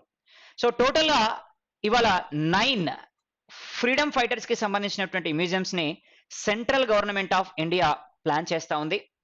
మరి దీంట్లో already 2 complete అయిపోయినాయండి, అందులో 2 ఇప్పుడు under construction ఉన్నాయి. ఇక్కడ ఏమంటున్నాడు question అంటే మ్యూజియంస్ ఆర్ అండర్ డెవలప్మెంట్ అన్నాడు. అండర్ డెవలప్మెంట్ లో ఉన్నాయైతే 7 అండి, మనకి ఆల్రెడీ కంప్లీట్ అయిపోయినాయి అయితే 2, ఓవరాల్ గా ఎన్ని ప్లాన్ చేస్తున్నామంటే 9 ప్లాన్ చేయడం జరుగుతుంది. So answer is 7. మరి ఎక్కడెక్కడ ప్లాన్ చేస్తున్నాం? గుజరాత్ రాష్ట్రంలోని రాజ్ పిప్లా అనేటువంటి ప్రాంతం. So in Gujarat we are concentrated Rajpipla అనేటువంటి ప్రాంతం, ఎక్కడ? గుజరాత్ స్టేట్ లో. అలాగే జార్ఖండ్ లోని రాంచీ అనేటువంటి ప్రాంతం. సో జార్ఖండ్ లోని రాంచీ అనేటువంటి ప్లేస్ లో ఈ ట్రైబల్ మ్యూజియం ని పెడతా ఉన్నాం. అలాగే ఛత్తీస్గఢ్ లోని రాయ్పూర్ అనేటువంటి ప్లేస్ లో మనం ఈ ట్రైబల్ మ్యూజియం ని ఎస్టాబ్లిష్ చేస్తా ఉన్నాం. అలాగే ఆంధ్రప్రదేశ్ లోని లంబా సింగి అనేటువంటి ప్లేస్ లో ఈ ట్రైబల్ మ్యూజియం ని ఎస్టాబ్లిష్ చేస్తా ఉన్నాం. అదేవిధంగా కేరళలోని కాజీకోడ్ అనేటువంటి ప్లేస్ లో ఈ ట్రైబల్ మ్యూజియం ని ఎస్టాబ్లిష్ చేస్తా ఉన్నాం. అలాగే తెలంగాణలోని హైదరాబాద్ లో ట్రైబల్ మ్యూజియం ని ఎస్టాబ్లిష్ చేస్తా ఉన్నాం. అదేవిధంగా మధ్యప్రదేశ్ లోని దంతువాడ అనేటువంటి జిల్లాలో, దంతువాడ అనేటువంటి డిస్ట్రిక్ట్ లో మనం ఎస్టాబ్లిష్ చేస్తా ఉన్నాం. అదేవిధంగా మణిపూర్లోని సేనాపతి అనేటువంటి జిల్లాలో మనం ఎస్టాబ్లిష్ చేస్తా ఉన్నాం. అదేవిధంగా మిజోరాంలోని కెల్సీ అనేటువంటి ప్రాంతంలో ఎస్టాబ్లిష్ చేస్తా ఉన్నాం. సో ఓవరాల్ గా మనకి 9 స్టేట్స్ లో ఈరోజు ట్రైబల్ మ్యూజియంస్ ని సెంట్రల్ గవర్నమెంట్ ఎస్టాబ్లిష్ చేస్తా ఉంది. అందులో 2 are completed, so remaining 5 are under working. So answer is 7. ఇక్కడ అడిగింది ఏంటి అంటే అండర్ డెవలప్మెంట్ అన్నాడు కాబట్టి డెవలప్మెంట్ లో ఉన్నాయి 7, ఆల్రెడీ 2 కంప్లీట్ అయిపోయినాయి. ఓవరాల్ గా అంటే మాత్రం 9 is the answer. Next question, which Indian state mango department has signed MOU with Flipkart support mango farmers? ఇక్కడ మ్యాంగో ఫార్మర్స్ తోటి ఏ మ్యాంగో ఫార్మర్స్ తోటి ఫ్లిప్కార్ట్ ఎంఓయూని కుదుర్చుకుంది ఎక్స్పోర్ట్ చేయడానికి. ఈరోజు మ్యాంగోస్ గురించి మాట్లాడితే దేశంలోనే హైయెస్ట్ మ్యాంగోస్ ని ప్రొడ్యూస్ చేస్తున్న స్టేట్ ఏది అంటే ఆంధ్రప్రదేశ్. మరి ఆంధ్రప్రదేశ్ లో నియర్లీ 26 టైప్ ఆఫ్ మ్యాంగోస్ ని మనం ప్రొడ్యూస్ చేస్తా ఉన్నాం. 2018 లో ఇంటర్నేషనల్ మ్యాంగో ఎగ్జిబిషన్ ని కూడా కండక్ట్ చేసిన మనం నూజివీడు కృష్ణా డిస్టిక్ లో. మరి ఎక్కువగా ఎక్కడికి ఎక్స్పోర్ట్ చేస్తున్న మ్యాంగోస్ ని అంటే యూరోపియన్ యూనియన్ కి ఎక్స్పోర్ట్ చేస్తూ ఉన్న మ్యాంగోస్ ని. ఇవాళ మ్యాంగోస్ ని బేస్ చేసుకొని మనకి పేటెంట్ రైట్స్ కూడా లభించడం జరిగింది ఈ మ్యాంగోస్ ని బేస్ చేసుకొని. మరి ఇవాళ కర్ణాటక మ్యాంగో మార్కెటింగ్ అసోసియేషన్ ఏం చేసింది అంటే ఫ్లిప్కార్ట్ తోటి ఎంఓయూ కుదుర్చుకుంది. ఈ కర్ణాటక రాష్ట్రంలో ప్రొడ్యూస్ చేసినటువంటి మ్యాంగోస్ ఏవైతే ఉన్నాయో వాటిని ఫ్లిప్కార్ట్ ద్వారా సేల్ చేయాలి అని చెప్పి ఒక అగ్రిమెంట్ కూడా కుదుర్చుకోవడం జరిగింది. So answer is Karnataka state. ఇకపోతే వెస్ట్ బెంగాల్ అంటున్నామండి. So capital of West Bengal. So West Bengal యొక్క క్యాపిటల్ ఏంటి అంటే కోల్కతా అని చెప్పొచ్చు మనం. దేశంలో బ్రిటిష్ వాళ్ళు 1947 కంటే ముందు ఏమైనా ఎస్టాబ్లిష్ చేశారు అంటే 100% ఆన్సర్ ఏంటి అంటే కోల్కతానే. ఫస్ట్ మెట్రో రైల్ కానీ, ఫస్ట్ మ్యూజియం కానీ, ఫస్ట్ లైబ్రరీ కానీ, ఫస్ట్ ఉమెన్స్ కాలేజ్ కానీ, అలాగే ఫస్ట్ కాలేజ్ కానీ ఏమడిగినా before 1947 except railways, except municipalities. ఈ రెండు తప్ప ఈ ఏ క్వశ్చన్ అడిగినా బిఫోర్ 1947 ఆన్సర్ ఈస్ మెడ్రాస్ అవుతుంది, ఆన్సర్ ఈస్ కోల్కతా అవుతుంది. రైల్వేస్ వచ్చి మనకి ముంబై నుంచి స్టార్ట్ చేశారు, ఇక్కడ మున్సిపాలిటీస్ వచ్చి మెడ్రాస్ నుంచి స్టార్ట్ చేశారు. అలాగే Gujarat state.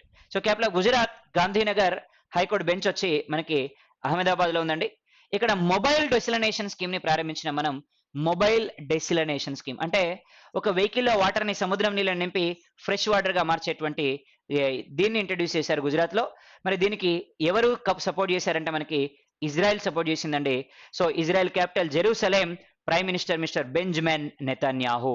So Benjamin Netanyahu is the prime minister of Israel. Odisha, capital Odisha Bhubaneswar, high court bench వచ్చి మనకి కటక్ లో ఉందండి. మరి ఈ కటక్లోనే నేషనల్ రైస్ రీసెర్చ్ సెంటర్ ఉంది.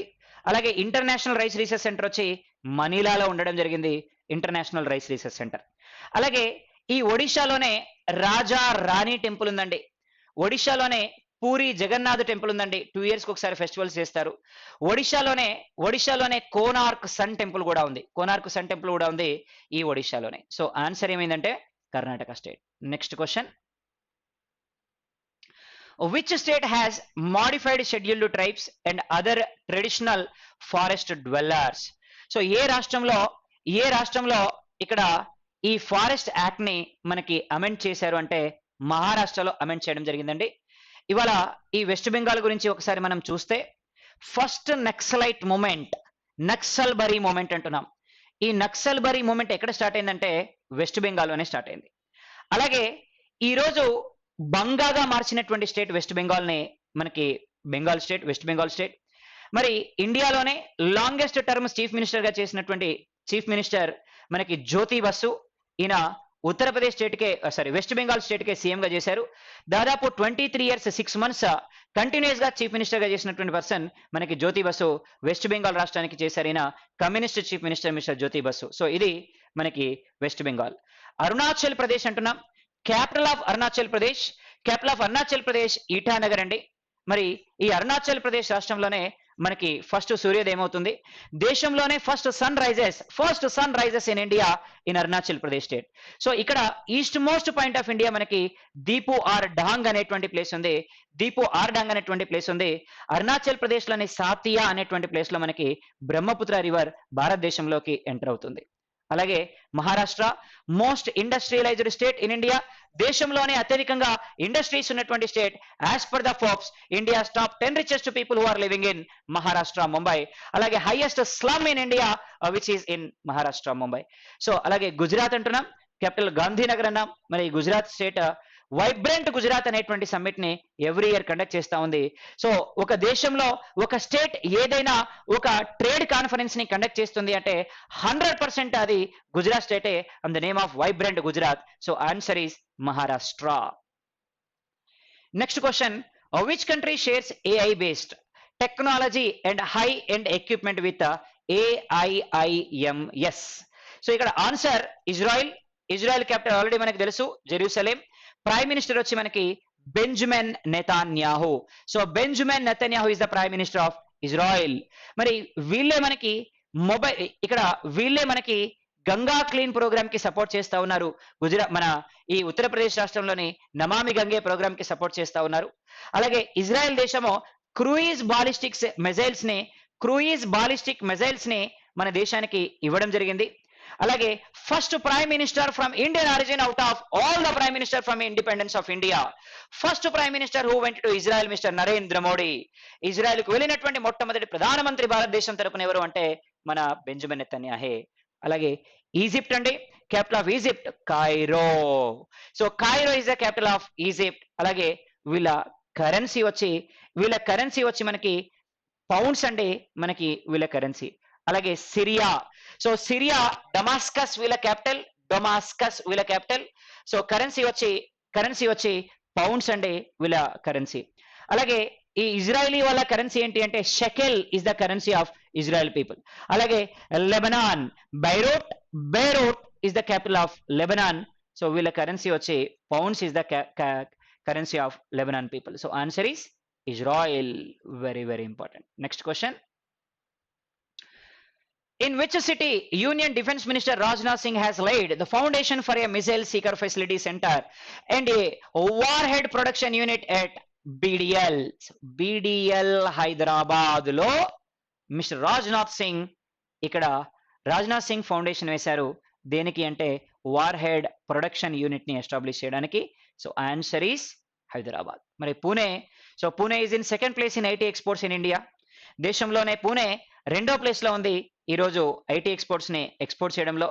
అదేవిధంగా ఆటోమొబైల్స్ కానీ అదేవిధంగా ఆటోమొబైల్ మ్యానుఫ్యాక్చరింగ్ సెక్టార్ లో ఈరోజు దేశంలోనే ఫస్ట్ ప్లేస్ లో ఉంది మనకి పూణే అండి.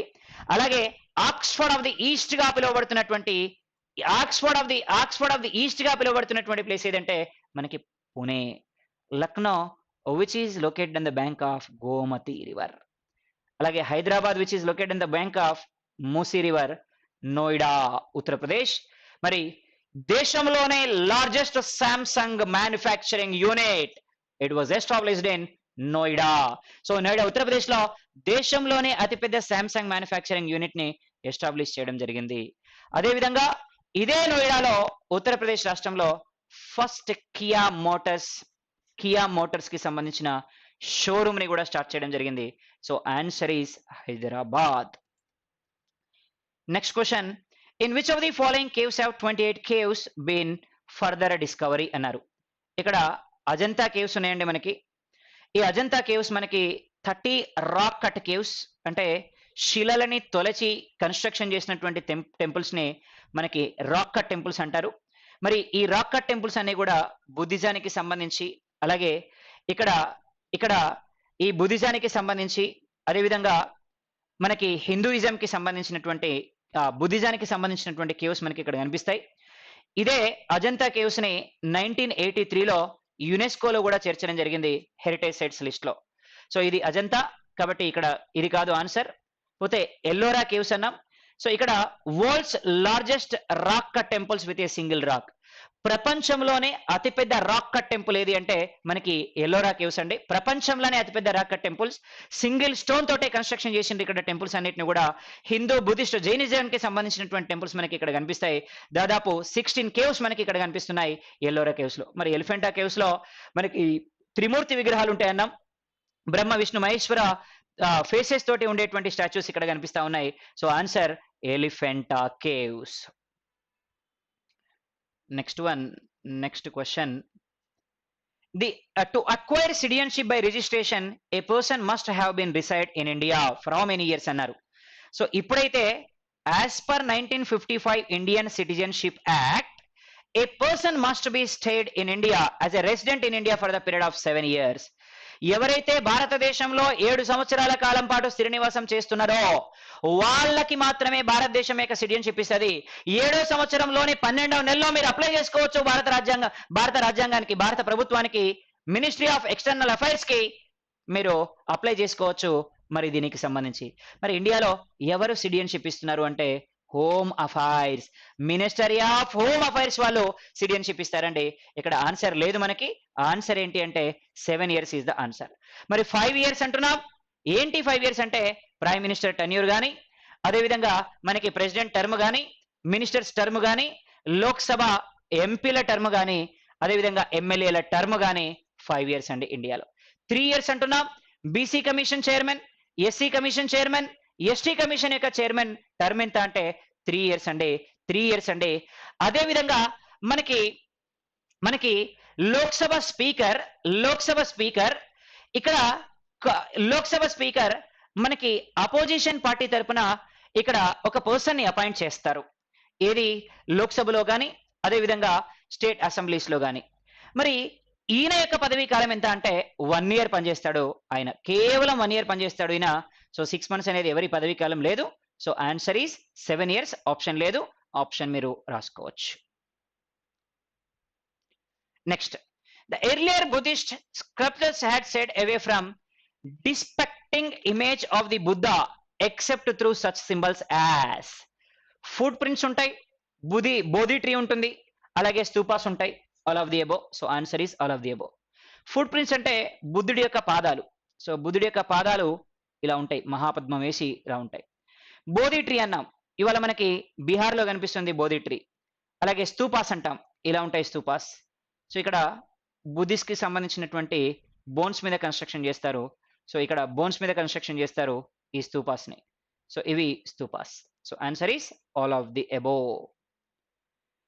So during the last 25 years of his reign, Aurangzeb was mainly involved in long drawn wars against obviously Marathas. Shivaji చుక్కలంటే ఎట్లా ఉంటాయని చూపించాడు ఔరంగజేబ్కి.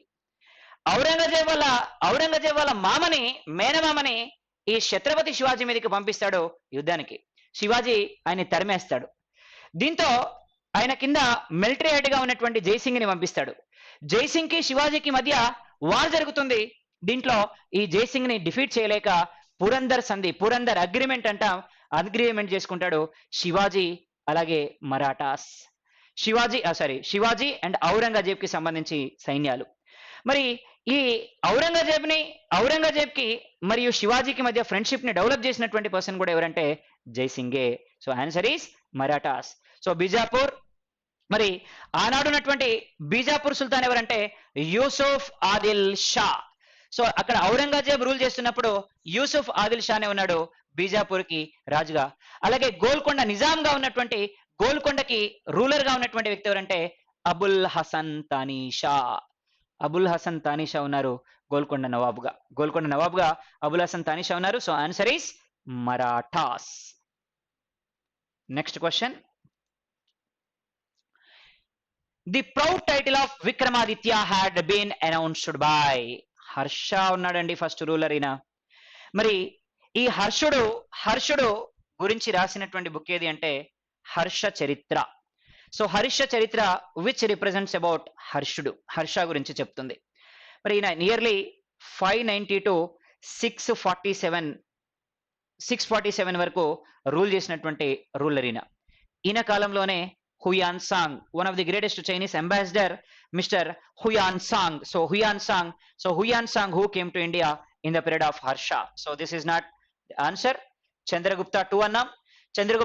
రెండవ చంద్రగుప్తుడు గుప్తా డైనెస్టీలోనే గ్రేటెస్ట్ రూలర్. సో ఈయనకున్నటువంటి ఏదంటే టైటిల్ ఏంటంటే విక్రమాదిత్య అనేటువంటి టైటిల్ ఉంది. అలాగే కనిష్క అన్నాం. సో ఆన్సర్ బి అవుతుంది. నెక్స్ట్ కనిష్క అన్నాం. కనిష్కుణ్ణి సెకండ్ అశోక, అలాగే సీజర్ అనేటువంటి టైటిల్స్ ఉన్నాయి. సో ఇండియాలో కుషాను డైనెస్టీలో గ్రేటెస్ట్ రూలర్ ఎవరంటే కనిష్కుడు. సో బుద్ధుడి తర్వాత మళ్ళీ బుద్ధిజం ని, సో ఇక్కడ అశోక తర్వాత బుద్ధిజం ని ఇంటర్నేషనల్ స్ప్రెడ్ చేసినటువంటి గొప్ప రూలర్ ఎవరంటే కనిష్క. అందుకేనని సెకండ్ అశోక అని పిలవడం జరుగుతుంది. సెకండ్ అశోక అంటే మనకి కనిష్కుని మనం సెకండ్ అశోక అని పిలుస్తున్నాం. So actually Kanishka dynasty which was started by Kujula Kadphises, but greatest ruler mister Kanishka who is known as second Ashoka అంటాం. అలాగే సముద్రగుప్త, ఈ సముద్రగుప్తుడిని ఇండియన్ నెపోలియన్ అని పిలుస్తున్నామండి. ఇండియన్ నెపోలియన్ పిలుస్తాం సముద్రగుప్తుని. ఈయన మ్యూజికల్ ఇన్స్ట్రుమెంట్స్ ఉన్నటువంటి వీణ వాయిస్తున్నట్టుగా, వీణ ప్లే చేస్తున్నట్టుగా కాయిన్స్ ని ముద్రించినటువంటి పర్సన్ మనకి Samudragupta. So answer is Chandragupta 2 is the answer. Next question. The jagirdars during the Mughal period war. So Mughal period లో ఉన్నటువంటి జాగీర్దార్స్ ఎవరు ఉన్నారు? సో జాగీర్దార్స్ అంటే ఎవరు అంటే ఆ రోజు మనకి మనీ రూపంలో శాలరీస్ ఇచ్చేవాళ్ళు కాదు. ఎవరైనా వాళ్ళ కింద పనిచేసేటువంటి ఎంప్లాయీస్ ఉంటే వాళ్ళకి ల్యాండ్స్ ఇచ్చేవాళ్ళు. ఈ ల్యాండ్స్ ఎవరైతే అక్వైర్ చేసుకున్నారో వాళ్ళందరినీ జాగీర్స్ అంటారు. సో ఈ జాగీర్ తీసుకున్న వాళ్ళందరూ కూడా జాగీర్దార్స్ అని పిలుస్తారు. ఇక్కడ ఈ ల్యాండ్స్ ని తీసుకున్న వాళ్ళందరినీ కూడా. So different type of jagirs ఉంటారు. పైగా జమియత్ జాగీర్ అంటారు, మష్రూతి జాగీర్ అంటారు, మదర్మాస్ జాగీర్ అంటారు, అల్తమ్గా జాగీర్ అంటారు, అదేవిధంగా అలాగే తన్కా జాగీర్ అంటారు. ఇలా 6 టైప్ ఆఫ్ జాగీర్స్ ఉండేవి ఆ రోజుల్లో. సో ఇక్కడ మన్సబ్దార్స్ ఉన్నారు, జమీందార్స్ ఉన్నారు. వీళ్ళిద్దరూ కూడా ల్యాండ్ అక్వైర్ చేసుకున్న వాళ్ళే అండర్ శాలరీ కింద. కాబట్టి all assessments of jagir is no answer is C అవుతుంది. ఆన్సర్ సి అవుతుంది. So this is what grand test number 10. Thank you very much. Wish you all the best. Hi, hello, welcome to IAC online classes. So today Grand Test 10 Biology. Now first question, which of the following symptoms are most likely to be observed in a person suffering from disease scurvy? Option 1, swelling and bleeding of gums. Second one, dry and scale of skin. Option 3, decrease resistance to cold. So option A, B, C, D. So scurvy deficiency of so which vitamin? Vitamin C. Deficiency of vitamin C. So scientific name of vitamin C, ascorbic acid. So deficiency of vitamin C, disease is called scurvy. So it is related to, so first swelling and bleeding of gums, and the next third one is decrease resistance to cold. So what is the function of vitamin C? Vitamin C, one of the most important function is vitamin C to increase immunity power or immune system or immunity power, to increase immunity power. So option A, B, C, D. So first one, swelling and bleeding of gums. Okay, correct. This one is correct. Next, second one wrong. And to decrease resistance to cold. So this is also correct sentence. Now answer is 1 and 3. Okay. 1 and 3. So option A. Next one, which of the following cell organelles function as powerhouses of the cell? So powerhouses of the cell are living cell. So chloroplast, ribosomes, mitochondria and Golgi apparatus. So option A, chloroplast, it is helps photosynthesis process. So it is called as kitchen houses of the cell. Ribosomes or protein synthesis, it is called as protein factories. Mitochondria, respiration process to release energy. So it is called as powerhouses of the cell or powerhouses of a living cell. Now answer is option C, mitochondria. Okay. Next question is, which of the following correct explanation the phenomena of test tube baby? So option A, when every process of embryo formation is in the test tube. Option B, when the embryo develops in a test tube. Option C, when the fertilization is external and development is internal. Option D, when the fertilization is internal and the development is external. So what is a test tube? Test tube baby. Right, okay. So test tube baby means to collect the sperm cell and ovum. To collect the ovum and sperm cell. Ovum released from male or female? Female. Sperm cell released from male. So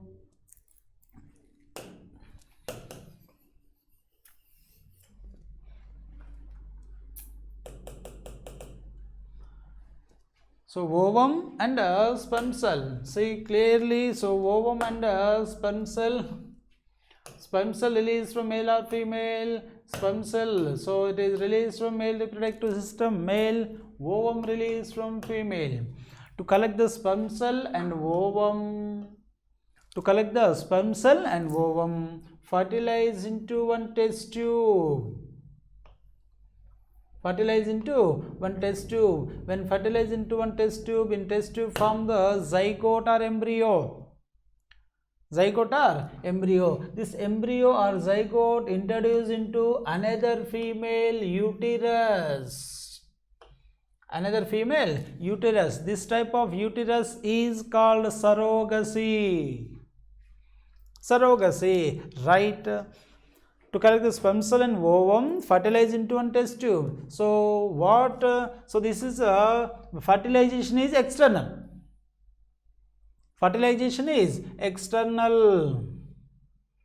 See clearly. So the fertilization is external and development is in uterus. That is called as internal